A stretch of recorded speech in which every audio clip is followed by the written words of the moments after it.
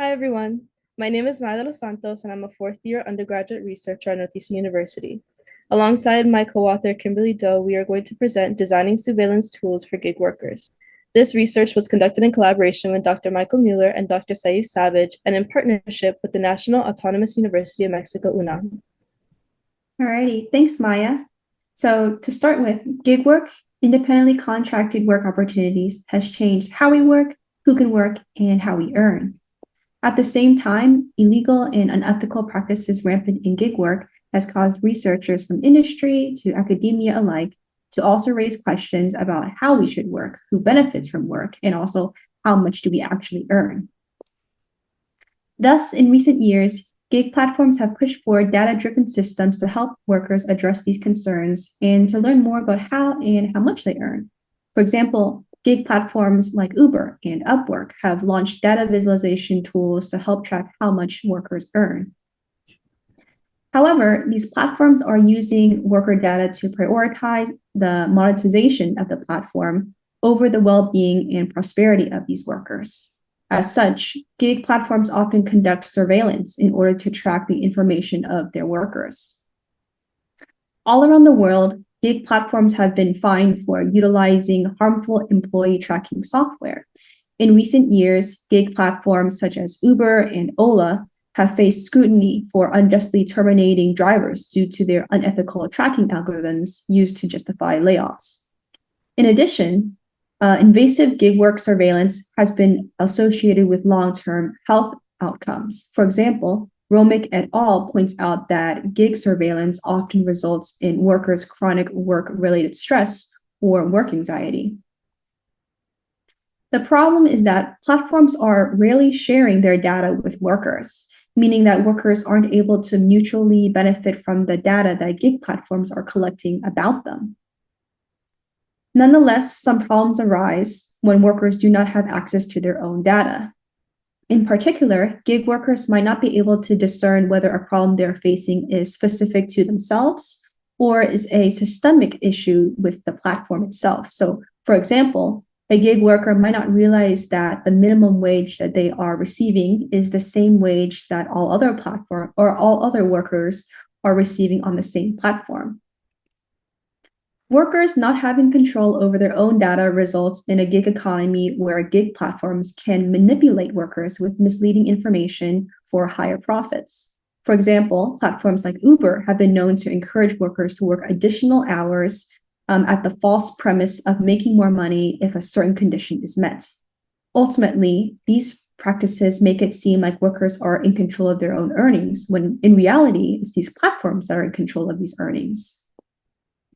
Thus, to address the harms of surveillance in gig work, we embarked on a research project that explored how gig workers might design a surveillance tool to empower and defend themselves against these oppressive dangers. So we proposed to empower workers with their own workplace data via surveillance. And before I continue, I'd like to clarify these two terms. So surveillance is when somebody in power monitors someone in less power. So for example, a boss monitoring their workers. Surveillance, on the other hand, describes someone with less power surveilling an authority figure. So in this case, when gig workers monitor their clients or platforms. Moving on, I'd like to outline our methodology. So to explore gig workers' current practices, attitudes, and challenges, we first conducted 30-minute semi-structured interviews with knowledge gig workers on Upwork. Next, we held co-design sessions using design probes to elicit design insights from gig workers. And finally, we analyzed interviews and co-design transcripts in order to conduct an iterative bottom-up thematic analysis. Our participants included 16 gig workers between the ages of 18 and 40 with races including Black or African American, Asian, White, Hispanic/Latine, and Native American. Workers had at least 2 years of gig work experience and pursued either part-time or full-time gig work in areas ranging from HR work to marketing to content writing and user testing. Now, I'd like to pass things off to my co-author, Maya. Thank you, Kimberly. I will now present the findings for our participant interviews and co-design sessions.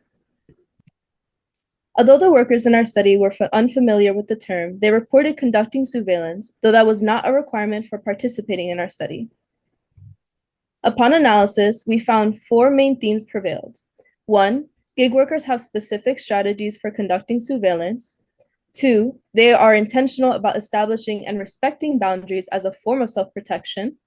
Three, they utilize surveillance to gain a competitive advantage within their field. And four, many have reservations surrounding surveillance. Diving deeper into the first theme of strategic surveillance, we found that participants would often search online for information regarding their clients' reputations. This aided them in negotiating higher salaries when clients whom they discovered came from well-funded companies. Additionally, they would seek out communication channels in which they could share and learn from the experiences of other workers to understand red flags for identifying when a client is a scammer, learn how to deal with particular clients, and learn how to deal with data voids. Building and respecting boundaries in their workplace relationships was also a common thread between participants. We learned that gig workers aim to conduct surveillance within the legal boundaries set by gig platforms, clients, and if applicable, the countries they reside in. They were also concerned how surveillance might blur the professional relationship with clients from learning too much information, making things awkward. So they were intentionally selective about where they conducted surveillance. For example, they found avoiding their clients' personal social media was beneficial. Surveillance also benefited workers by giving them a competitive edge against others in their field. Participants shared that conducting surveillance allowed them to save a lot of time and effort in the long run, as they were able to deduce whether a workplace environment would be suitable for them, find gigs that best match their skill set, reduce the number of scams they encountered, and allowed them to better communicate with clients based on their needs and preferences. Altogether, this made them a more competitive applicant and ensured better labor conditions for themselves. Last but not least, gig workers expressed their reservations about conducting surveillance. The main reservations participants shared include the time-consuming nature of surveillance matched with its potential lack of benefits. They also shared a fear that if done wrong, surveillance could seriously damage their relationship with clients. Once again, these were the main takeaways from the interviews. Next, I would like to discuss the primary insights we derived from our co-design sessions. In the following slides, I will be showing the design probes we used to gather feedback and suggestions from the participants.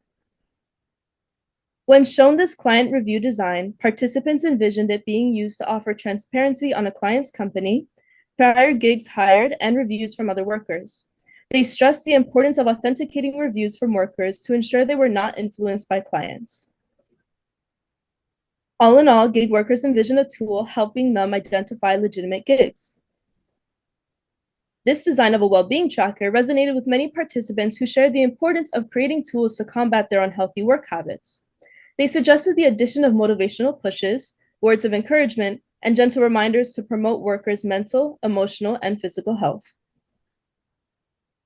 In summary, gig workers envisioned surveillance tools that would accommodate their work styles and individual health needs to ease the emotional stress of their jobs. The invisible labor tracker design presented to participants reminded many of them of the self-monitoring tools they were required to use by clients. They expressed a desire to repurpose these tools to analyze their performance and suggest ways to improve their productivity for their own benefit. It is important to note several participants raised attention to the emotional harm tracking wages and invisible labor could cause. Gig workers envisioned surveillance tools that would help them quantify their invisible labor to improve their performance. These are the main takeaways from the co-design sessions. After analyzing both the interview and co-design findings, we have arrived at four major design recommendations. Firstly, while the goal of creating gig surveillance tools is to ensure data accuracy, it must be acknowledged that at times there will be certain uncertainties associated with surveillance data.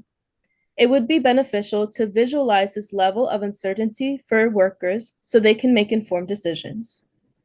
Additionally, it is noteworthy to keep in mind workers have to navigate data voids, and for certain tasks, they may expect information about a requester that may not be available. Additionally, it is critical to take into account and accommodate for the different digital skills and data competencies of workers. Secondly, we recommend to include ways for workers to discuss surveillance in a safe environment with each other and possibly even clients. Thirdly, it should be acknowledged that not all workers want their data to be used for an activist purpose and instead want to focus on promoting their well-being with the data. Lastly, workers currently do a lot of manual work that could be automated.